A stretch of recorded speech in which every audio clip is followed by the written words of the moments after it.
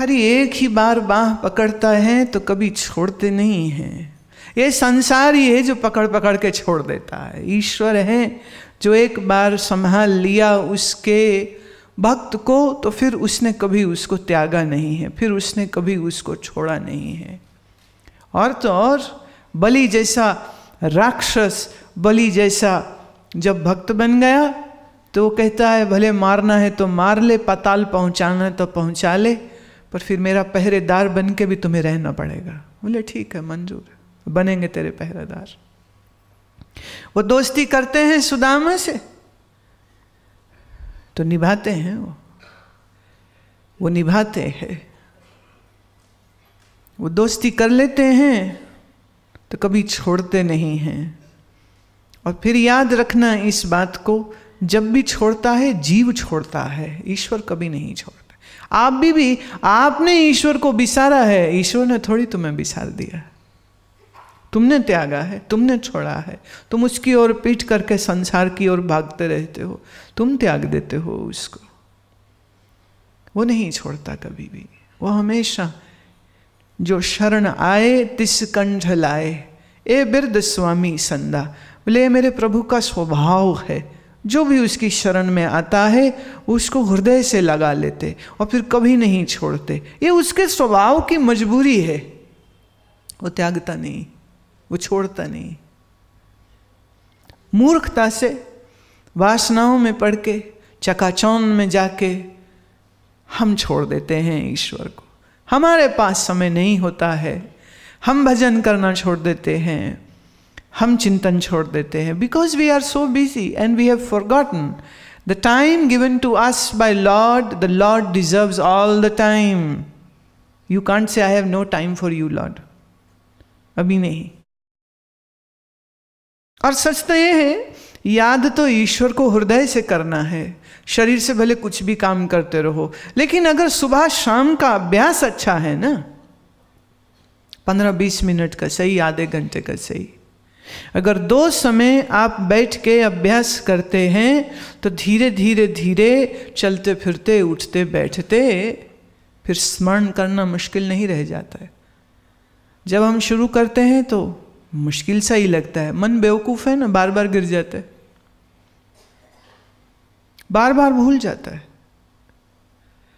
तो इसे बार बार याद कराना पड़ता है।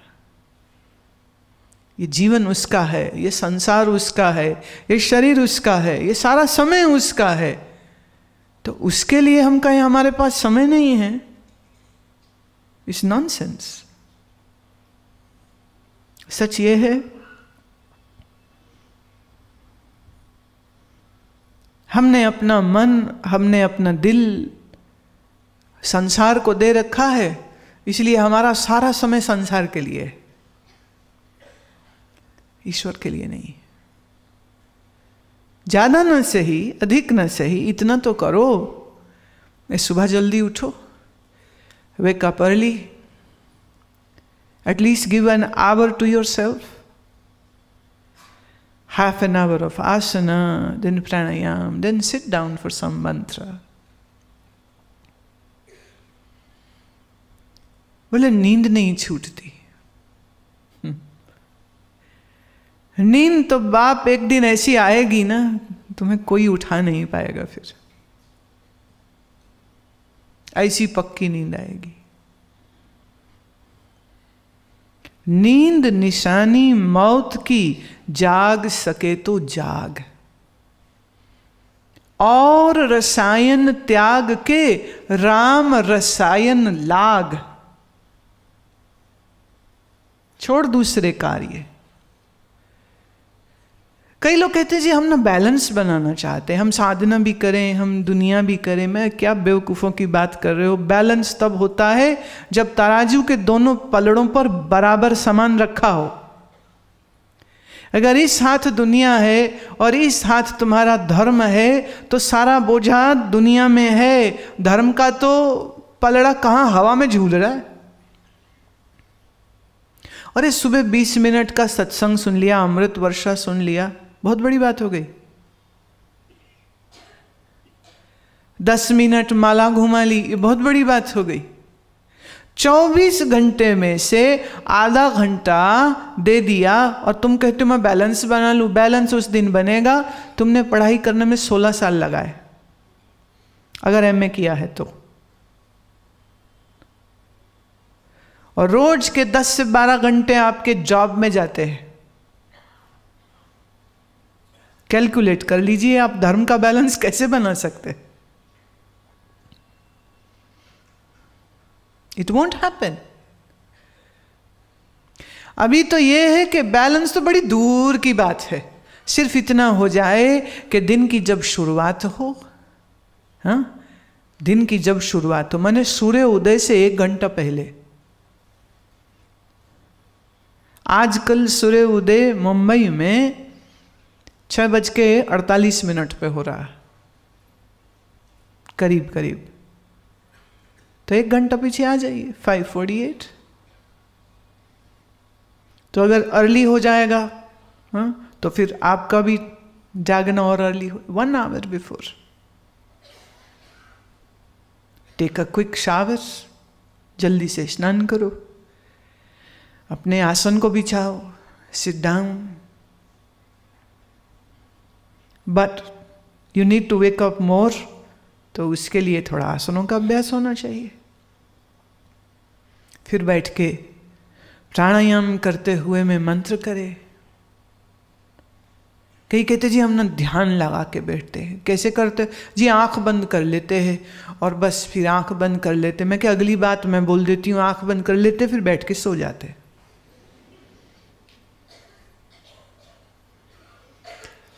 बिना आसन बिना प्राणायाम के तुम कहो कि ध्यान की गहराइयों को तुम छू लोगे, इट इज नॉट पॉसिबल। रात 6-7 घंटे शरीर सोया है, तमस आलस्य भी शरीर के पोर पोर में भरा हुआ है। जहां ही तुमने आंख बंद करी, जहां तुम्हारे मसल्स रिलैक्स हुए, नींद फिर से आ जाएगी। इसलिए शरीर को तानना आवश्यक है। You need to stretch your body, you need to stretch your muscles, you need to move your muscles. So doing at least 4 to 5 Surya Namaskar, Sarvanga Asana, Hala Asana, Bhujanga Asana, Marjari Asana, Spinal Twist, ज़्यादा नहीं, 10 से 12 भी अगर आप कर लेते हैं आसन, और उसके बाद जब आप बैठ करके सबसे पहले अपने श्वसन को तो सही करिए। ध्यान मतलब क्या? आंख बंद करके बैठने का नाम ध्यान थोड़े। अब ये जो प्राणायाम में अवेकनिंग होगी, अटेंशन का लेवल बढ़ेगा, और फिर इसके बाद आपको धारणा करनी, धारणा करिए।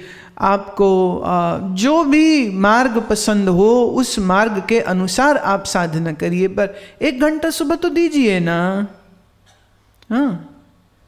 और ऐसे ही शाम को ना दे सके तो कम से कम रात सोने से पहले तो जरूर दीजिए।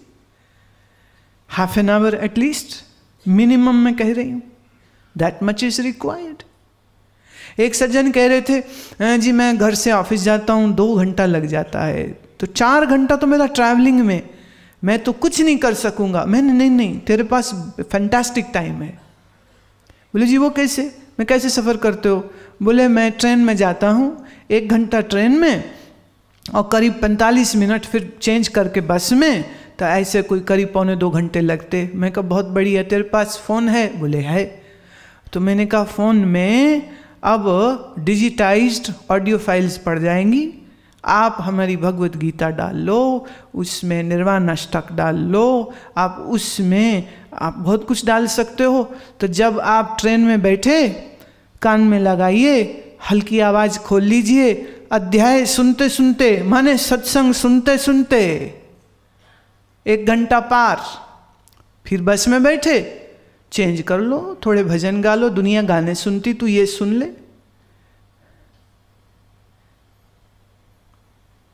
तो कहते मैं करके देखता हूं, मैं देखो।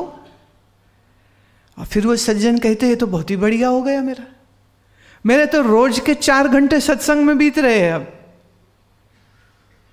4 आवर्स। मैं अब एक काम और कर ले, अब जब तुम सुन ही रहे हो तो आंख मत खुली रख, इधर उधर मत देख, आंख बंद कर ले और थोड़ा ध्यान श्वास पे ले आओ।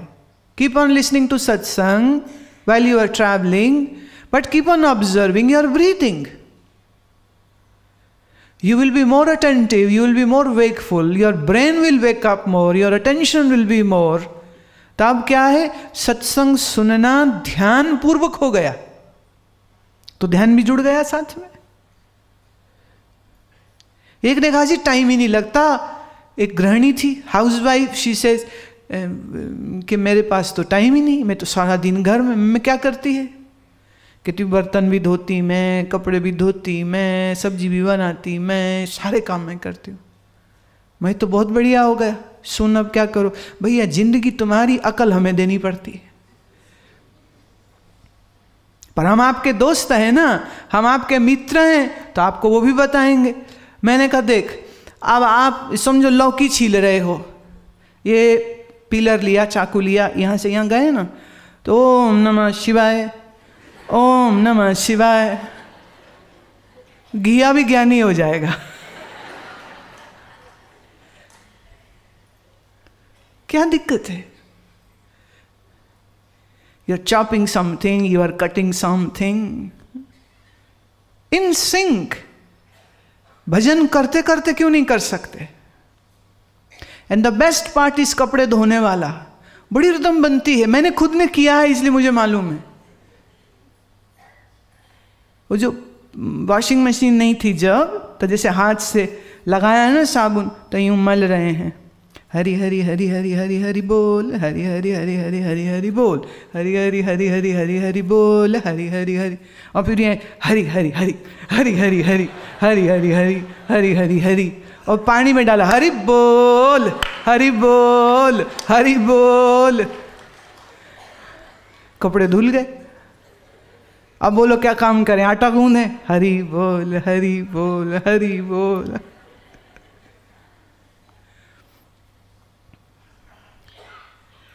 बच्चे हैं, बच्चों को नहला रहे हो तो बच्चे में ठाकुर जी की भावना करो, ये तो साक्षात कृष्ण है, मैं तो कृष्ण को स्नान करा रही हूँ। पर तुम्हें अपने बच्चे में कृष्ण थोड़ी दिखेगा, बेवकूफ, दे तपाड़ा इधर से, एक लपाड़ा इधर से, एक कान खींचा, देर कराता है, ना नहीं सकता है, गाली बकते हो। अरे भाव बदलो, गोविंद है, गोविंद का स्वरूप है। अजीब बात है, तुम अजीब हो इंसान, तुम एक जड़ मूर्ति में तो भगवान की भावना कर सकते हो, लेकिन एक मनुष्य में भगवान की भावना नहीं कर सकते। एक जड़ मूर्ति में तुम्हें भगवान दिखता है और अपने आसपास तुम्हें मनुष्यों में भगवान नहीं दिखता। You know what kind of demented way of looking at world it is? नियत होनी चाहिए, समय ही समय, नियत होनी चाहिए, मर्जी होनी चाहिए। आपकी तो मर्जी है ही नहीं भजन करने की, इसलिए तो यहां सत्संग में बैठ के भी मैं देखती हूं, बड़ा जी होता है कि इसके गंजे तबेले में एक प्रसाद तो देना बनता है। भाई बाल उड़ गए तेरे चिंता कर करके, जो 2-4 बचे हैं उनको हम बचवा सकते हैं। ये खेती पीछे पीछे रह जाती ना फिर थोड़ी, क्योंकि जितना चिंता मुक्त होगा उतना पित्त शांत होगा, जितना पित्त शांत होगा तो उतने ये सिर के बाल तुम्हारे बच जाएंगे। सिर के बाल उड़ने का सबसे बड़ा कारण ही है बहुत गुस्सा, माने सारा यहीं जाता, फिर यहीं से उड़ जाते हैं बाल, फूक जाते हैं बाल। वो कहते हैं हम नहीं रहेंगे यहाँ, बड़ी गर्मी, निकलो, वो निकल जाते हैं। और सत्संग में भी बैठ के सो जाते। बैठे यहाँ हैं, दुनिया साथ में लाए हैं मोबाइल फोन में, बज रही अभी भी किसी की दुनिया। नियत नहीं है ना,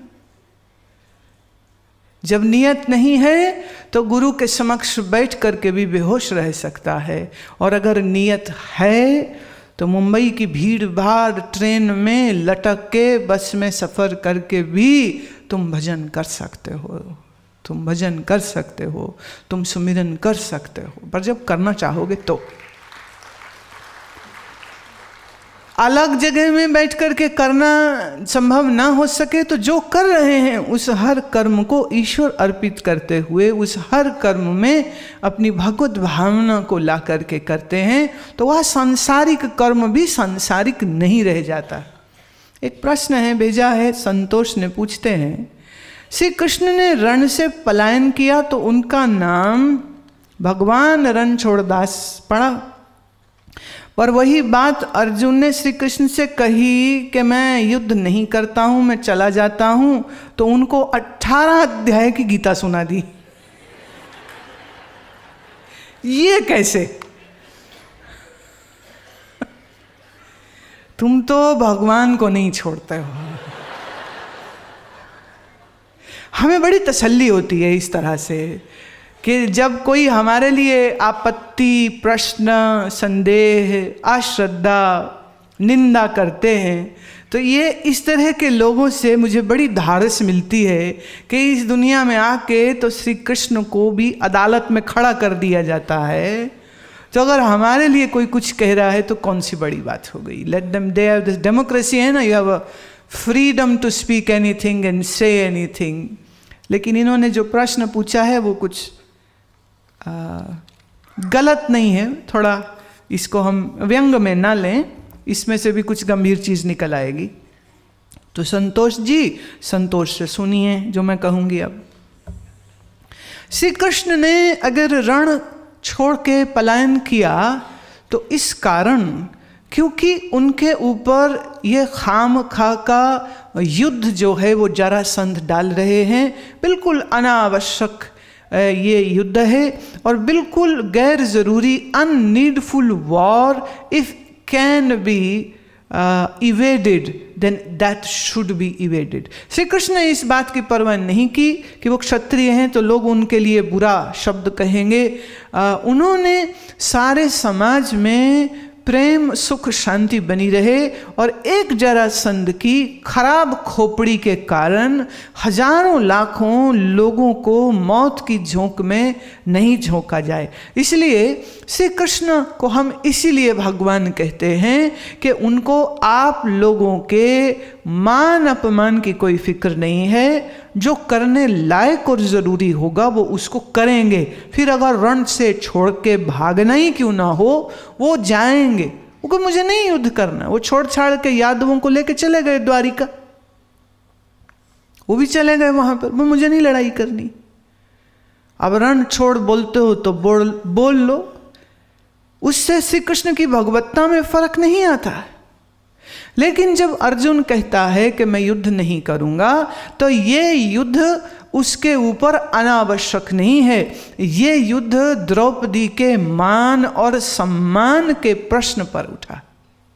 जिस राज्य में एक महारानी, एक क्षत्राणी, एक प्रमुख स्त्री का सम्मान सुरक्षित न हो, जहाँ के राजनयिक, जहाँ के राजकुमार, जहाँ के मंत्री, जहाँ के राजनेता इतने भ्रष्ट हो चुके हों, इतने अनएथिकल और इमोरल हो चुके हों कि बड़ी सभा में वो द्रौपदी जैसी महासती स्त्री का, जो श्री कृष्ण की मित्र भी हैं, जो अपने आप में याज्ञसेनी माने यज्ञ से उत्पन्न हुई ये तपस्विनी महिला का अगर अपमान हो सकता है तो उस देश में एक साधारण स्त्री का सम्मान कैसे बना रहेगा।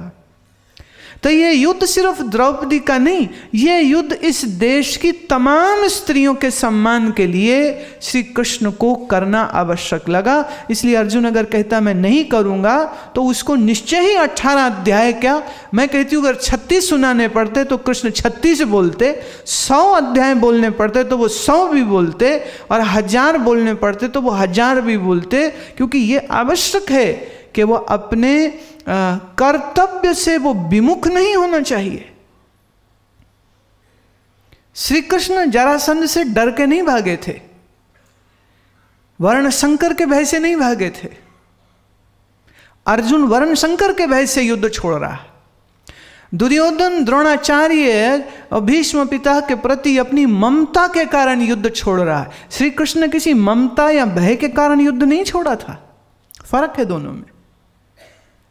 कर्तव्य का पालन करने हेतु, समाज में सत्य की प्रतिष्ठा लाने के हेतु आवश्यक था वह युद्ध, तो श्री कृष्ण ये करते। देखिए, यही इल्जाम गांधारी ने लगाया था कृष्ण पर कि तुम चाहते तो ये युद्ध ना होता, मेरे बच्चे ना मरते। तुमने नहीं चाहा तो मैं तुम्हें श्राप देती हूं कि तेरे अपने भी वंश में कोई बच्चा नहीं बचेगा। कृष्ण ये बात जानते हुए कि गांधारी उसके साथ ऐसा व्यवहार करेगी, फिर भी उन्होंने ये श्राप भी स्वीकार किया। लेकिन इस कीमत पर भी उन्होंने महाभारत का ये युद्ध अर्जुन से लड़वाया, क्योंकि ये आवश्यक था। जहाँ ये आवश्यक युद्ध था, और याद रहे इसी महाभारत के कारण श्री कृष्ण के अपने वंश का नाश हुआ था, गांधारी के श्राप के कारण।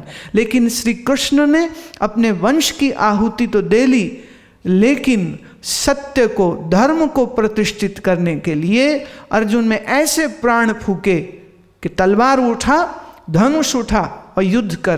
तू छोड़ेगा तो तू का पुरुष है, तू नपुंसक है, लानत मारी है। श्री कृष्ण कहते तू 1 साल रहा ना हिजड़ा बन के, तो अभी भी तेरे अंदर वही गुण आए हुए हैं। बातें तू विद्वानों की कर रहा है, लेकिन तू है मूर्ख। कभी मूर्ख कहा, कभी कुछ कहा, कभी मित्र कहा, कभी उसको भरत श्रेष्ठ कहा।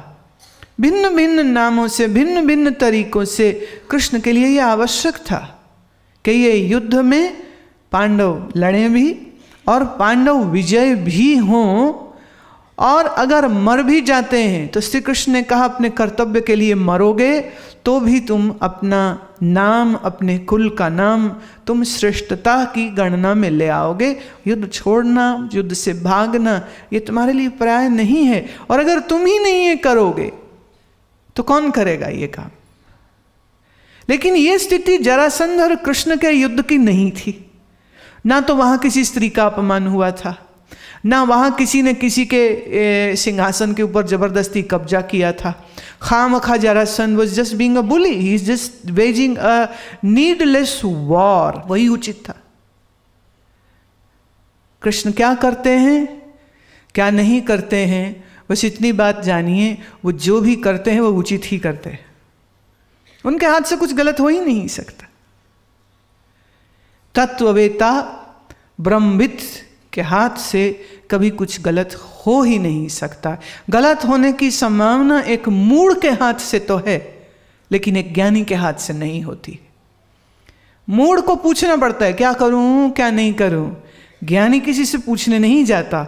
उसकी बुद्धि इतनी स्पष्ट है, उसका समझ इतनी क्लियर है कि उसके लिए क्या करना क्या नहीं करना, it's not a debatable issue. It is as clear as it can be possible. मैं यही निवेदन आप सबको भी करना चाहती हूं।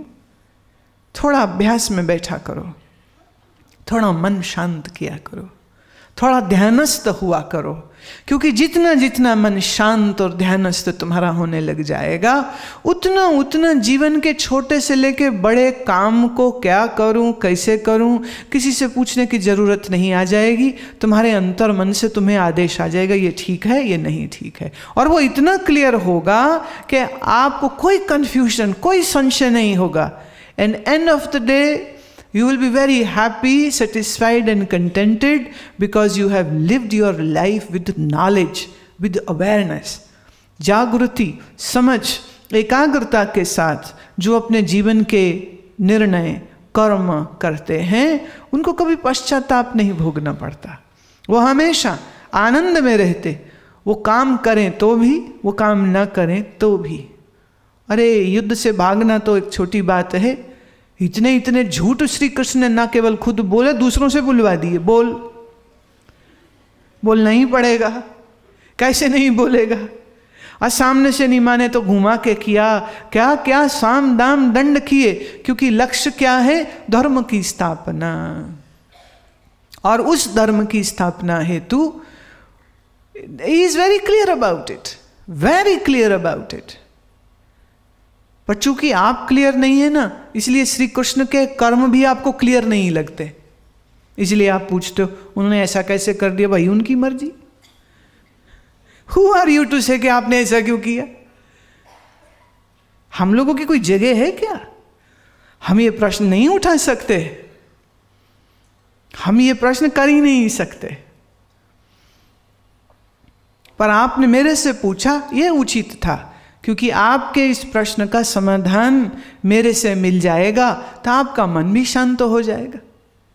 और किसी से पूछेंगे तो पता नहीं क्या कौन क्या बोल दे, या तो हम विरोध में चले जाएंगे और या हम किसी और अन्य भ्रम या अन्य संशय में चले जाते। इसलिए प्रश्न पूछना गलत नहीं था। आप चाहें तो ऐसा कैसा भी प्रश्न मेरे से पूछिए, मुझे कोई आपत्ति नहीं।